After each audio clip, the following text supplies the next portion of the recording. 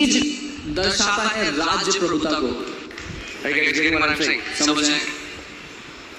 When you sow a seed, the earth which is under a curse, the seed takes dominion over that land and produces of its own kind. जब आप एक बंजर भूमि में जो श्राप के अधीन है उसमें आप बीज बोते हैं तो वो बीज उस पर प्रभुता करके उस पर से जो चाहिए था वो फल लेकर आता है। What am I trying to tell you? मैं क्या बताना चाहता हूँ? That anything left unchecked will become ugly and hideous. आपकी जिंदगी में अगर कोई भी क्षेत्र है जिस पर आपने ध्यान नहीं दिया उसको ऐसे ही छोड़ दिया तो भद्दा हो जाएगा और खराब दिखेगा। Your heart is like a garden. आपका दिल एक बगीचे की तरह है। Have you heard this? दिल है कि मानता नहीं, क्योंकि वचन नहीं डाला उस दिल में इसलिए नहीं मानता। वचन डालोगे तो बिल्कुल मानेगा। Amen? That's not believers का दिल।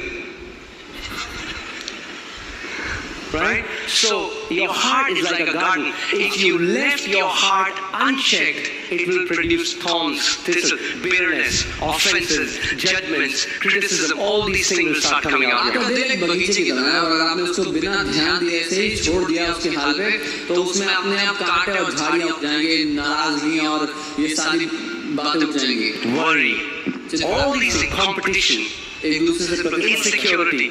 अपने आप को हीन भावना रखना। Right? A new definition of insecurity is FOMO.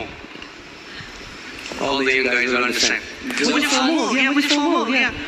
अरे insecurity है तो मैं word डालो अपने अंदर। आजकल की जो पीढ़ी है उसके लिए इनसिक्योरिटी का जो शब्द है वो FOMO हो गया है।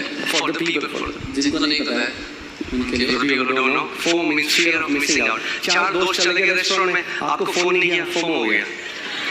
तो ये डर के कि हमें हमारा हक मारा जाएगा, बेसिकली ये डर है कि हमारा हक मारा जाएगा। तो वो चार दोस्त चले गए, दिन calling like I am not involved. May the Lord heal you of this FOMO today in Jesus' name. प्रभु आपको इस FOMO से हील कर दे आज यीशु के नाम में। Amen. Your identity is not tied to some people going to a restaurant and not calling you.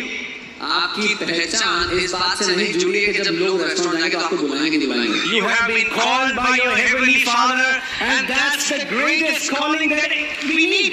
आपके स्वर्गीय पिता ने आपको बुला लिया है और ये सबसे बड़ी बुलाहट है आपकी जिंदगी की होनी चाहिए। Amen. Amen. So no more FOMO.